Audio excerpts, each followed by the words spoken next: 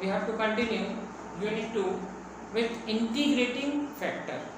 Integrating factor most important concept for competitive purpose, competitive exam also purpose, competitive exam के purpose से भी काफ़ी important concept है integrating factor, और objective purpose से तो काफ़ी इंपॉर्टेंट है क्योंकि इसके ऑब्जेक्टिव काफ़ी बनते हैं, जो हो सकता है कि आपको फोर्थ कमिंग एग्जाम में इसके ऑब्जेक्टिव दिख जाए। तो इंटीग्रेटिंग फैक्टर क्या होते हैं, क्यों आया, इसके पहले just we have seen in last lecture, कौन सा हमने देखे थे, exact differential equation.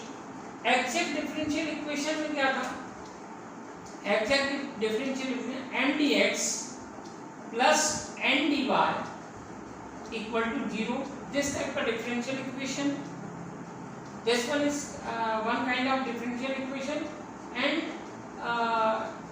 del m, partial differentiation of m with respect to y equal to, if equal to del n by del x, then we can say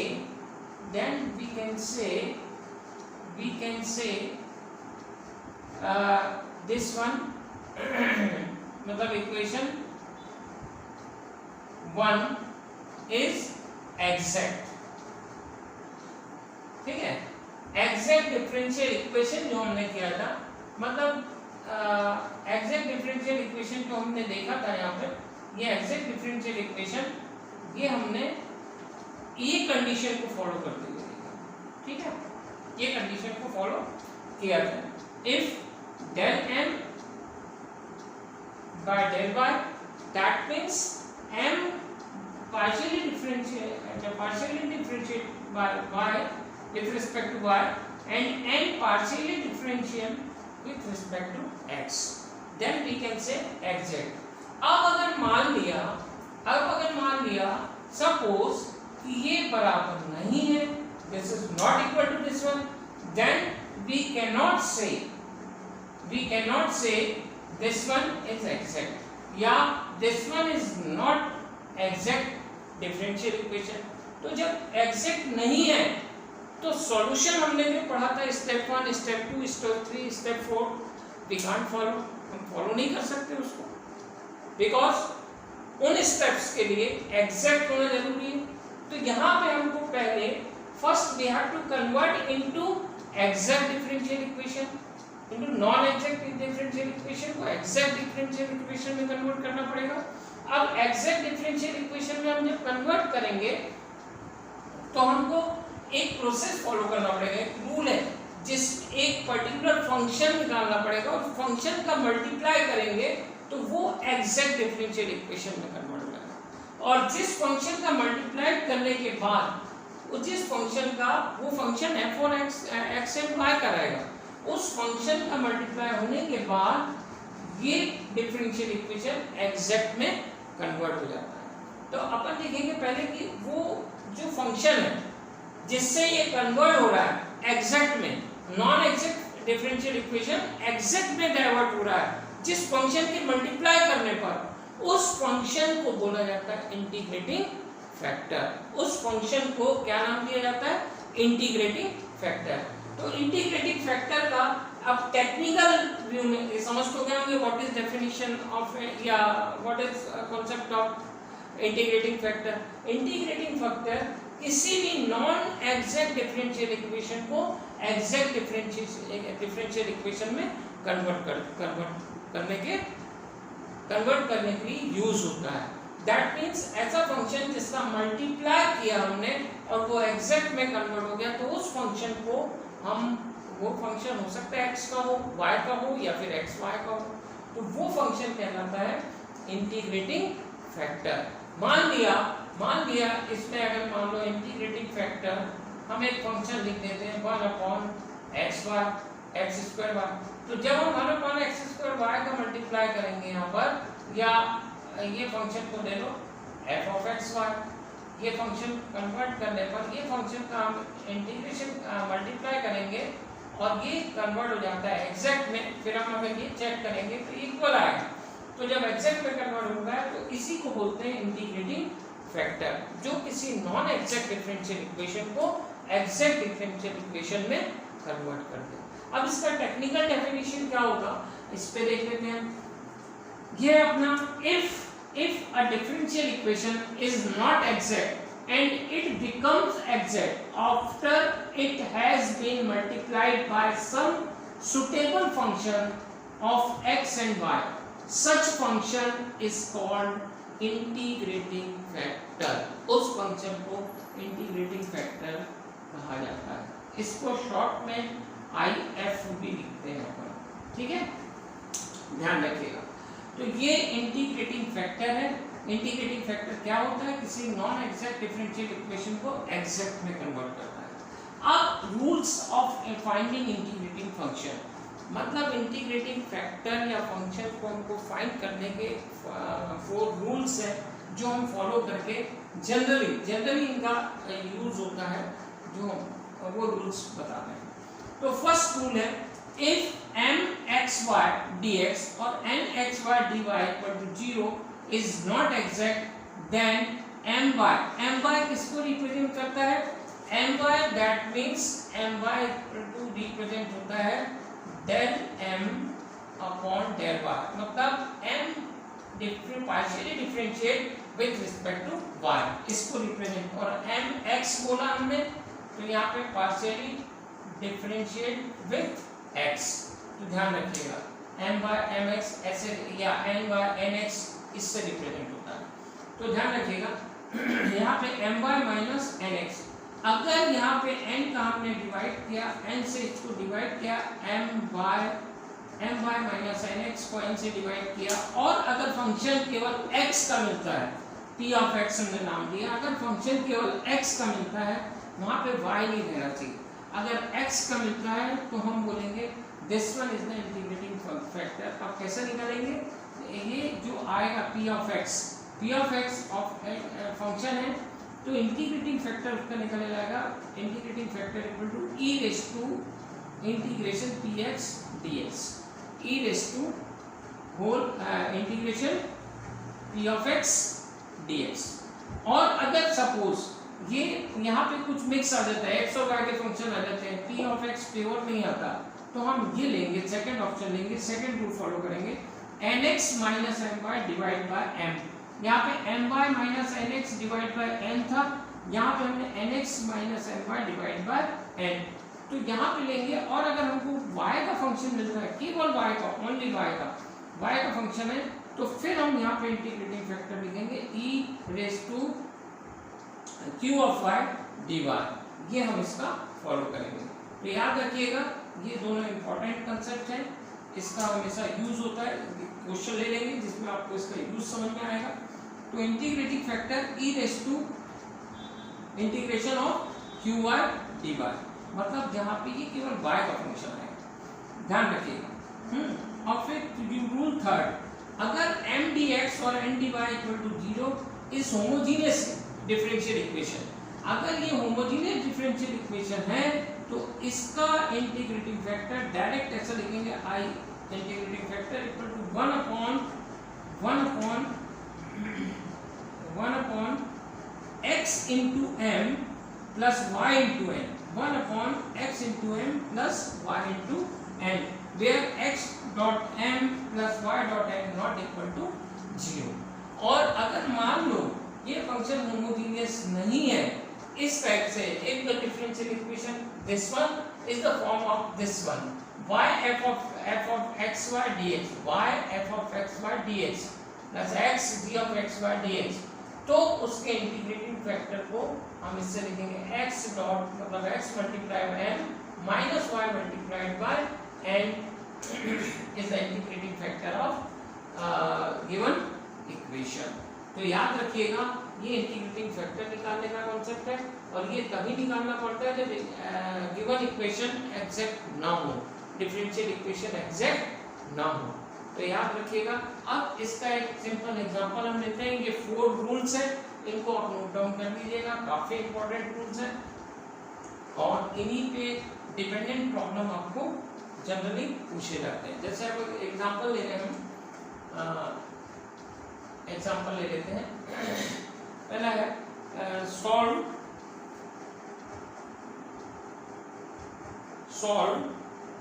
y raised to 4 plus 2y dx plus xy cube plus 2y raised to 4 plus 2y raised to 4 minus 4x dy equal to 0। dy equal to 0। तो यहाँ पे आप solution आपको मिलेगा, ठीक है। अब यहाँ पे आप देखिएगा इसका सॉल्यूशन। ये सॉल्व करना है हमको, ये दिया हुआ है, इसको सॉल्व करना है। ये डिफरेंशियल इक्वेशन दिख रहा है, dx और dy है। अब हम इसमें पहले तो हम जो दिया हुआ है, जो भी दिया हुआ है उसको हम लिखेंगे given differential equation y raised to 4 plus 2y dx plus xy cube plus 2y raised to 4 minus 4x dy equal to 0। यहाँ पर हम इसको इक्वेशन 1 दे देते हैं, ठीक है। ये इक्वेशन 1 हो गया। अब हमको क्या करना है, इसको कंपेयर करना है, compare with m dx plus n dy equal to 0, ठीक है। ये इक्वेशन होगा हमारा, इसको हम इक्वेशन 2 देते हैं। अब इसको कंपेयर करने के बाद क्या मिलेगा, m equal to y4 plus 2y and n equal to xy cube plus 2y raised to 4 minus 4x, ये मिला आपको। अब इसमें हमको क्या करना है, पहले एग्जैक्ट चेक करना है कि एग्जैक्ट है या नहीं। तो differentiate del m by del y, ये निकाल लेते हैं।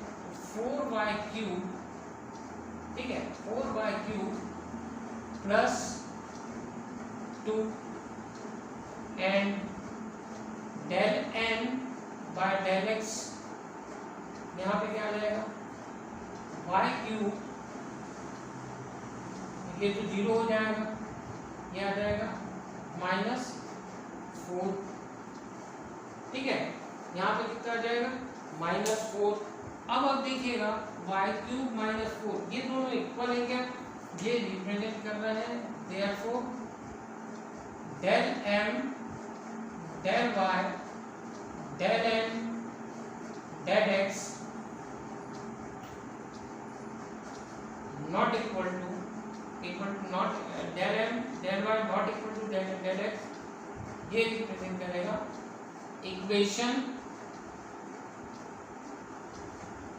1 is not exact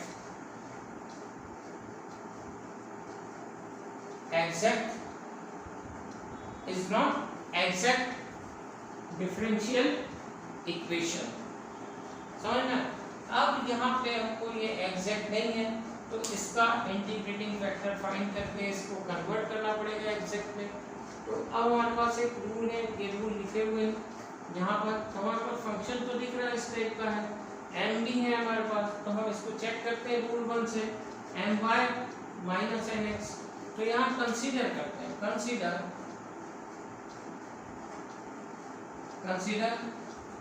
my minus nx equal to divide by n। इसकी वैल्यू क्या आएगी, ये किसके इक्वल होगा,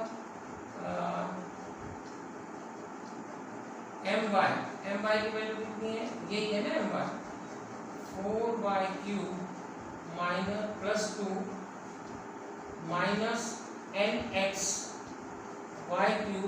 प्लस 4 ये आ जाएगा। और यहाँ पर आपका आएगा n की वैल्यू कितनी है xy³ plus 2y⁴ minus 4x। That means यहाँ पे इसको अगर हम सॉल्व करें तो कितना आ जाएगा 5, ठीक है 3y³, ये 4y³ में से माइनस y³ हो गया। तो यहाँ पे देखिए प्लस 6 और यहाँ पे कितना आ जा रहा है xy³ plus 2y⁴ minus 4x। अब यहाँ पे देखो प्योरली x का फंक्शन नहीं है तो is not equal to p of x, है ना, p ऑफ x नहीं है तो यहाँ पर अपने को क्या करना पड़ेगा, p ऑफ x नहीं है तो अगेन कंसीडर या सेकेंडली कंसीडर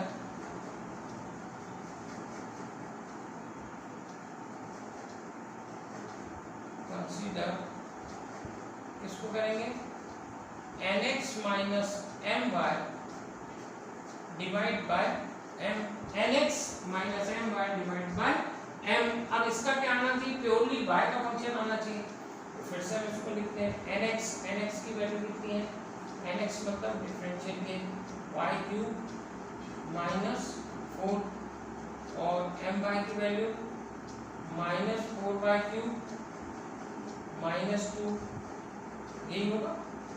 और यहाँ पर आ जाएगा m की वैल्यू कितनी है अपनी y⁴ प्लस 2y। अब यहाँ पे आप देखिएगा ध्यान से minus 3y³ minus 6 divide by अपन यहाँ पे y³ को y को कॉमन निकाल लें y³ प्लस 2, केवल y को कॉमन निकाला है। अब ऊपर भी अगर हम कॉमन निकाल लें माइनस 3, अगर इसको हम 3 कॉमन निकाल लें माइनस 3 को तो यहाँ पे माइनस 3 कॉमन निकल जाएगा, यहाँ कितना आ जाएगा 2, ठीक है। तो माइनस 3 कॉमन निकल गया तो प्लस 2 आएगा।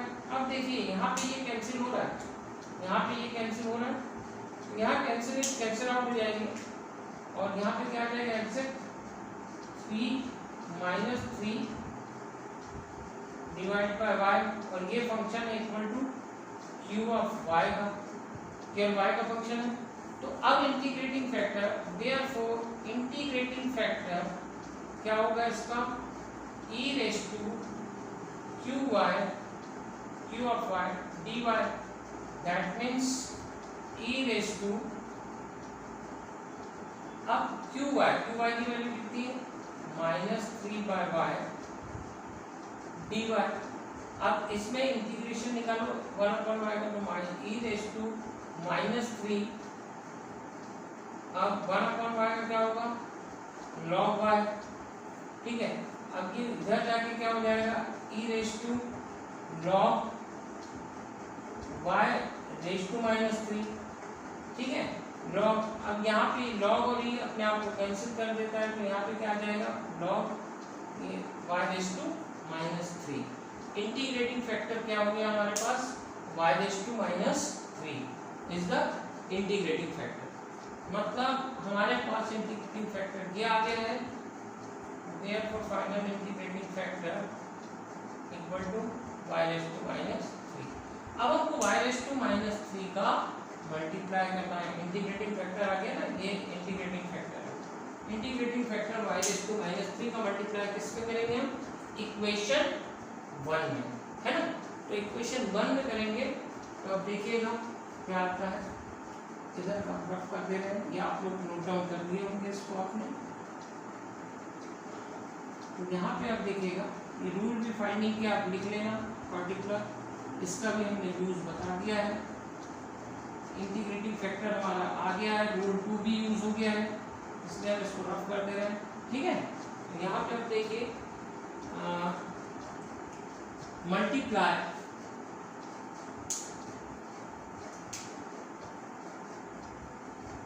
मल्टीप्लाई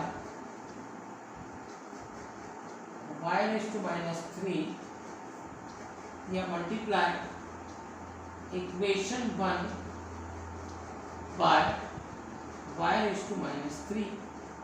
ठीक है, इक्वेशन 1, तो इक्वेशन 1 क्या है, इसको हमने मल्टीप्लाई कर दिया तो क्या आ जाएगा, we get y raised to minus 3 y raised to 4 plus 2y dx, ठीक है, plus xy 3 plus 2y raised to 4 minus 4x dy equal to 0। ठीक है, अब यहाँ पर हमने किसका मल्टीप्लाई किया, इसमें भी y raised to minus 3 का मल्टीप्लाई होगा, जब इसमें हुआ तो इसमें भी होगा। अब इसको हम अंदर मल्टीप्लाई करते हैं, y raised to minus 3 इसमें मल्टीप्लाई होगा तो यहाँ पे क्या बचेगा, केवल y, और यहाँ पर 2 into y raised to minus 2 बचेगा क्योंकि अंदर मल्टीप्लाई होगा dx, प्लस अब यहाँ पर y raised to 3 होगा तो यहाँ पे केवल x बचेगा क्योंकि 3 minus 3 कैंसिलेशन में आ जाएगा, यहाँ पे केवल 2y बचेगा 4 में से, और यहाँ पे 4x y raised to minus 3 that means dy, है ना, मल्टीप्लाई dy। अब हमको ये जो इक्वेशन मिला, ये जो हमको इक्वेशन मिला है, इसका नाम दे देते हैं हम इक्वेशन 3। ठीक है, अब इस ये इक्वेशन 3 एग्जैक्ट है कि नहीं, बना है कि नहीं, इंटीग्रेटिंग फैक्टर से मल्टीप्लाई किया है तो अब ये एग्जैक्ट बना है या नहीं वो चेक कर लें। तो अगेन कंपेयर इक्वेशन 2 and 3, मतलब by equation 2 and 3 we get क्या है, m इक्वल टू कितना आ जाएगा, y प्लस 2/y स्क्वायर। ठीक है, and n equal to x plus 2y minus 4x 4xy minus 3। ठीक है, यहाँ पे भी इसको ऊपर लिखते हैं 2y raised to minus 2 जैसा है। ठीक है, ये आ गया हमारे पास, वापस से इसको चेक करते हैं, इसका differentiate partial differentiation, that means del m by del y कितना हो जाएगा, 1 प्लस 1 माइनस ये तो सामने आ जाएगा 4y माइनस 3। ठीक है, and del n by del x यहाँ पे आ जाएगा 1। ठीक है, अब यहाँ पे x का विथ रिस्पेक्ट में ना y कांस्टेंट रहेगा, 0 हो जाएगा, ये तो 0 हो जाएगा, है ना, ये 0 हो गया तो यहाँ पे ये आएगा टर्म 4x 1 हो जाएगा y raised to minus। अब आप देखिए del m by del y del n by del x equal आ गए, दैट मीन्स एग्जैक्ट हो गया equation, therefore del m by del y equal to del n by del x। ठीक है, ये रिप्रेजेंट कर रहा है, implies that this one, therefore equation 3 is exact। ठीक है, exact डिफरेंशियल इक्वेशन। ठीक है, ये इक्वेशन आ गया। अब हम इसमें क्या रूल फॉलो करेंगे, एग्जैक्ट डिफरेंशियल में रूल फॉलो होते हैं, तो अब स्टेप में now we have to find solution of equation 3। Now we have to find solution of equation 3। ठीक है, यूजिंग 4 स्टेप्स जो हमने प्रीवियसली किए हैं, तो उसमें अब स्टेप्स यूज करेंगे हम। तो कौन सा होगा? स्टेप 1, स्टेप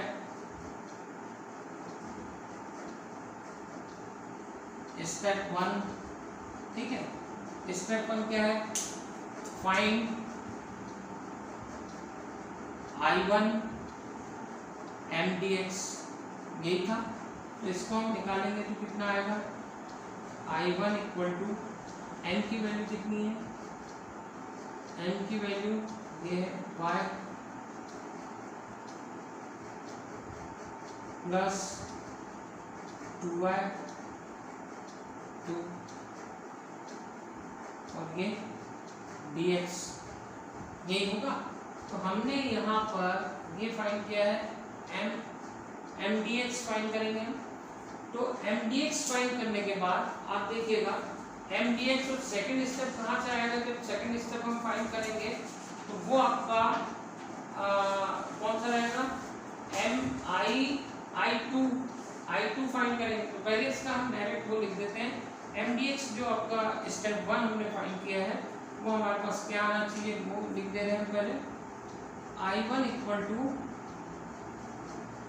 इसका डिफरेंशिएशन yx हो जाएगा प्लस 2xy माइनस 2, ये आ गया। इसको हम इक्वेशन दे देते हैं 4, ठीक है, इक्वेशन 4 ये आ गया। अब स्टेप 2 क्या है?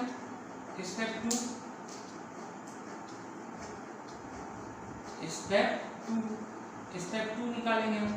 नीचे का पहले रफ कर देते हैं यहाँ से।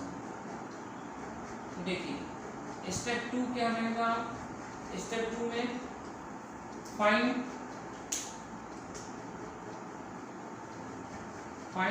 I2 equal to I2 equal to del by I1, ठीक है।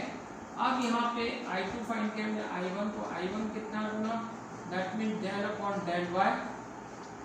I1 की value yx plus 2xy minus 2। अब इसको हम फाइंड करते हैं तो I2 की वैल्यू कितनी हो जाएगी?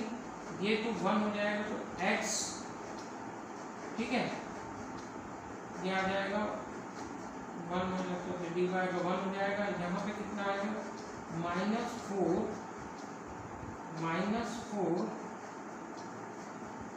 xy माइनस 3, ये आएगा हमारा।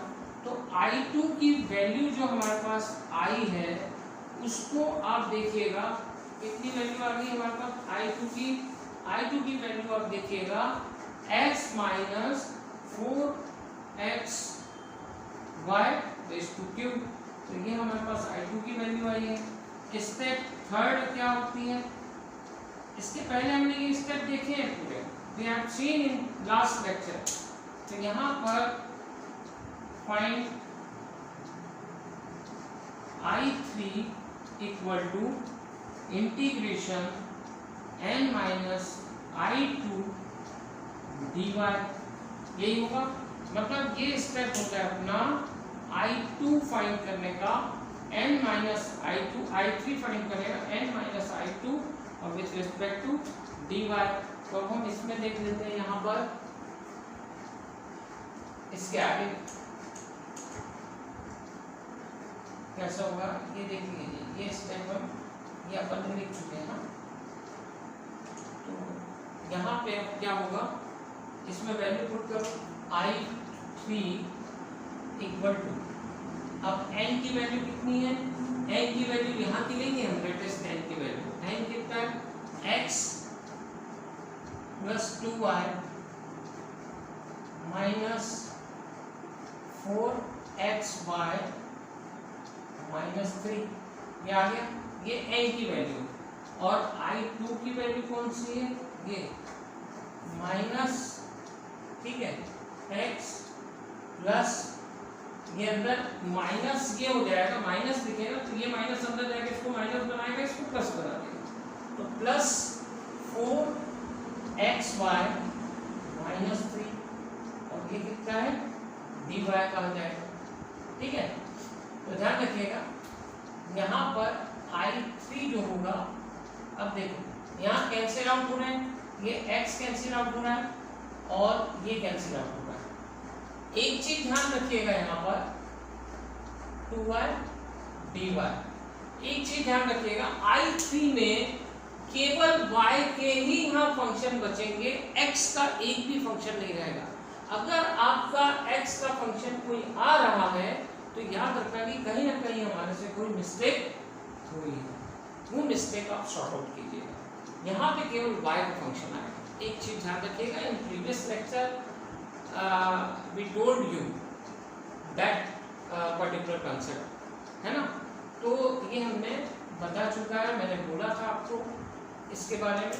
तो यहाँ पर 2y dy, यहाँ पे क्या आ जाएगा, इंटीग्रेशन निकालेंगे y²/2, है ना, तो क्या हो जाएगा y²। तो हमारा I3 क्या हुआ, I3 की वैल्यू कितनी निकल गई हमारी y²। तो टोटल जो सॉल्यूशन रहेगा ये इक्वेशन हम इसको 5 दे देते हैं। ठीक है, तो step 4, then final solution, final required solution,